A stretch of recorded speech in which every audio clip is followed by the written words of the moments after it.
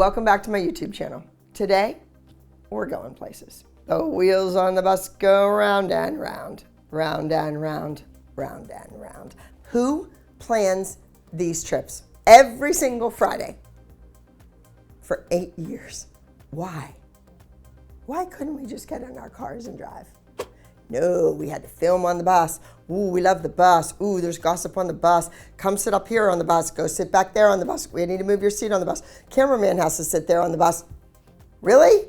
Somebody just go out, put my stuff on the bus because I need to work. Gianna, wake up. We're working. Let's go. But we had to work because Gianna and I were always creating artwork, and I was like, no, it's too red. No, it's not red enough. Oh, it's no pink. It's pink red. It's orange red. Okay. So we were creating flyers and artwork for our upcoming events. That's what we did. Plus all of my other studio work, sketching costumes, pulling fabric. I mean, this is my work, jobs that I had to do while I'm sitting on a bus, wasting time, being filmed. It was ridiculous. On the bus, you had the kids in the back. Right? The cool kids sit in the back of the bus. Then you had the moms. Me, I was like on the right of the bus. John was across from me to the left of the bus. And then started the crew. Not the producers, no. They rode in a car like civilized people. They got to go to dinner where they wanted to go. And then the director or assistant director, whatever, they were like in the front of the bus. So I had to yell from my seat in the middle to the bus driver. It's my town. I've driven to New York, to New Jersey, to Ohio, to West Virginia. I know where I'm going. They hire a bus company from God knows where, nowhere around my studio. They don't know the route. They're just following a GPS, or do they even have GPS when the show started? I don't even know. But I wanted to drive the bus. This is a secret nobody knows, that I was working on getting my driver's license to drive a bus, like a big rig, because I wanted to say, look, here's my license, I'm driving the bus. Then I wouldn't have to deal with the mothers. I wouldn't have to deal with the kids. The kids weren't really a problem, except when they got up and down and up and down. And I mean, a kid could get really hurt. If you're not in your seat on the bus and that bus driver hits those brakes, a child could fly through the window or get really seriously injured. So I just wanted the kids to sit down. Just sit down in your seat while you're on the bus. Oh, then it was who's sitting with who. And I want to sit with her. Well, she wants to sit with that. And this one's feelings are hurt. That one, you know, same crap that happens on any field trip or any school trip when you leave school and you're going away from the school to do something fun, or the museum or the planetarium, whatever. So some associate producer is in charge of the bus, the transportation, getting people from point A to point B. Well, let's just say they sucked at their job. Why do we leave the studio? Call time, 8 a.m., 7 a.m., 9 a.m., whatever the call time is. I was late all the time, I didn't care. So what are they gonna do, leave without me? Okay, go, good, then I'll jump in my car and drive myself, yay! They leave the studio, and it doesn't matter where we're going or what time we leave. They're always going to hit the town at rush hour. We're gonna be on those highways heading into New York City between 3, 4 o'clock. We could have left an hour earlier, or let's leave 2 hours later, because when we arrive at this hotel, which the hotels were always very nice, I would much rather stay in a brand new, modest economy hotel than a fancy, upscale, older hotel, because newer hotels are more handicap friendly. So we get to the city, everything's closing. There's maybe one restaurant in the hotel. Maybe there's a mall nearby. Now, season 1, 2, 3, 4, 5. I get to the city. Everybody gets off the bus. Everybody goes to their rooms. Everybody is in for the night. Not me. I'm ready to go to the mall. I want to forget about the moms, forget about the kids, forget about the business. I just like to look around. I don't need to buy anything, no. But right now, I'm going to take the opportunity to add in that I think Jill wore the same ripped up jeans for 3 seasons of the show. I tried to wear something different every single day. Before it was RuPaul's thing, I was the Dance Moms drag queen. Yes, I like the matching jewelry and the headband. And I mean, why not make the effort? Why wear the same damn thing all day? And now when I look back and we're doing all these YouTube videos and I look back at myself and I see myself in the interviews, I'm like, where did I get that shirt? Where is that shirt? I really like that shirt. What happened to it? I bought more clothes than any one person has a right to buy. And besides, it got me away from, we'll just refer to them as them. It got me away from them. All right. Now, after the shopping at the mall, malls close at 9, right? I get there just 8:15, 8:30, just have a few minutes. Now it's time for the 9-something movie. Every single Friday night while shooting the show, I saw a movie because I needed to escape my reality, the reality of being on the bus with these people, being trapped, being in the same hotel, having to go the next morning and be on set with them all day. Now, part of me loved it. And before a television show, I traveled with the kids. We did bus trips. We went to New York City every Christmas break on a bus, 2-3 buses. We all would go, we'd see the Radio City Christmas Spectacular with one of my former students in it, and then we'd see a Broadway show with one of my former students in it, and then shopping and dinner and more shopping and home. And it was a bus trip from the ALDC, and we loved it. But the bus driver, I hired the bus company, and they did what I told them to do. These bus drivers for the show, I don't know where they got them. Then there was one guy that we really liked. We all kind of had a little bond with him, and then he passed away. Moving on. I go to the movie theater. Now I come out. It's 11 p.m. How am I going to get home? We are in the middle of nowhere. Some little city, town in New Jersey. Some little city or town in Ohio. There's no Uber. Uber didn't exist yet. I had to bum a ride home from somebody else that was at the movies. They would say, oh my God, are you Abby Lee Miller? Are you on Dance Moms? Yes. I would get in a stranger's car at 11-something at night and ride with them back to my hotel. Now there's all those producers that drove the cars, rental cars. All the cars are sitting at the hotel, not being used. Why couldn't I have one of the cars to drive myself to the mall, to the movie theater, and then home? Oh, but I wasn't a producer. They were only for the producers.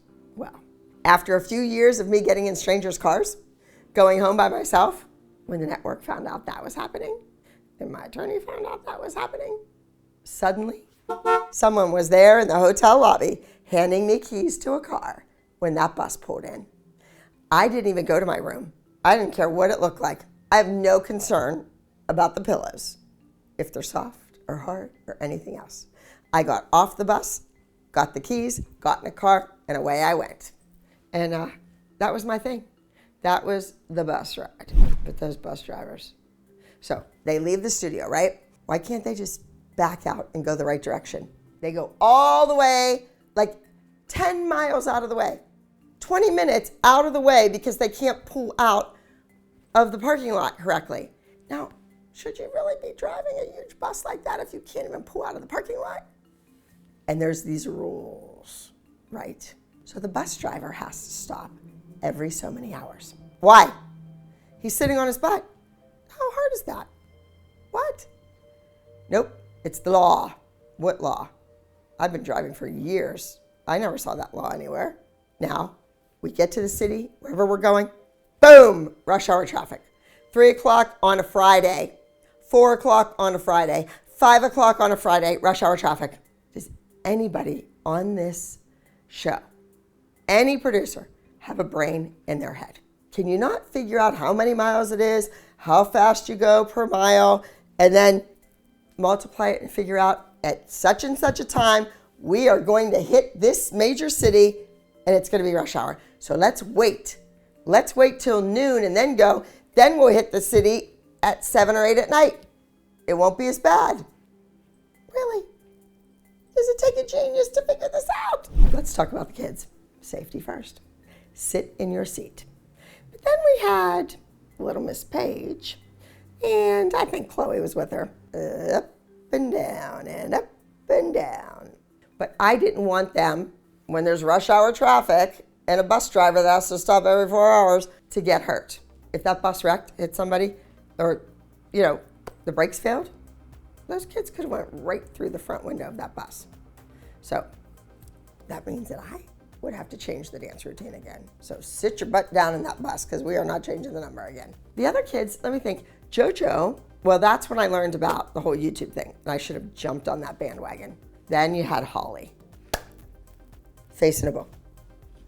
Oh, what'd you say? Talking to me? Nia and Paige were also tight, sitting on the bus. And then Nia and Mackenzie were tight on the bus. Maddie was with usually whoever was new. She was with Kendall. Then Kalani came, so she was with Kalani.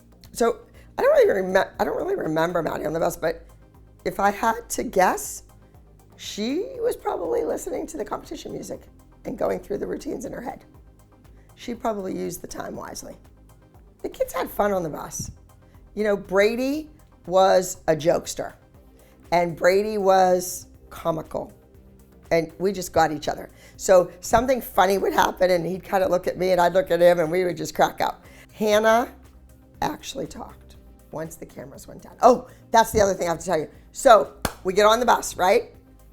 And they're filming. The cameras are in our faces. Now, these big, huge cameras that are in the studio, they're pretty far away from you. On the bus, the cameramen are kneeling on the bus seat in front of you. Their elbows are resting on the back of the seat, and the camera's here, and you're here, like right there. And the bus is moving. And the guys are trying to hold the cameras and go, I don't even know what they did. I don't even know why they used it. Watching the show and seeing too much on the bus, but oh man, they had to get that bus. When I said I'm not riding the bus, I'm flying because it's more than 5 hours away. And it's in my contract that I'm not riding a bus if it's more than 5 hours. And sometimes it's just easier to jump on the bus at the dance studio. If you have to drive to the airport, park at the airport, get into the airport, wait for the flight, maybe the flight's delayed, get on the plane, get to the city, your destination, get a ride, get to the hotel. Sometimes all that is way more than 5 hours. So I just rode the bus all the time. Now, the producers were behind the cameramen asking me questions. Abby, tell us about the other team that's going to be there. Abby, did you hear that Kathy's going to be there?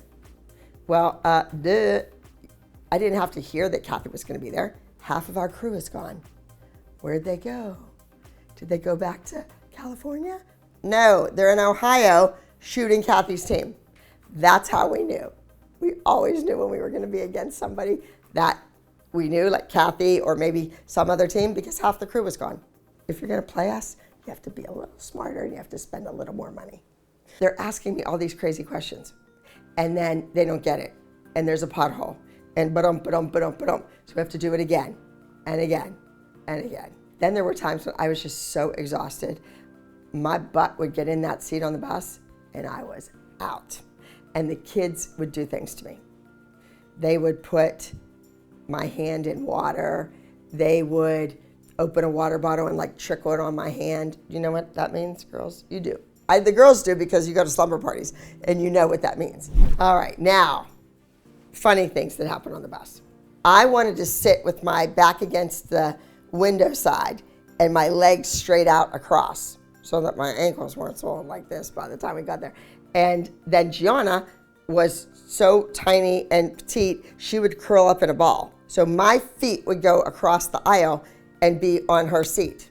And every kid had to jump over my legs. They'd put their hands on either side of the seat and they would do a tuck jump and try to get their feet up over my legs. And it was all fine and dandy when they just had socks on or they were in their bare feet. But when they had Uggs on and snow and slush and salt were all over the bottom of their shoes, and my pants were filthy. And oh, you should have seen my face. I was like, ah. There were fun times. There were really good times, fun times. So pay attention the next time you're on a bus or maybe even in the car with your mom and dad, because they're going to tell you a story. And maybe there's a lesson in there to learn. There's probably a lesson hidden in this YouTube video. Subscribe, like, turn on your post notifications, all that jazz, and put in the comments below, what did you learn from watching this YouTube video?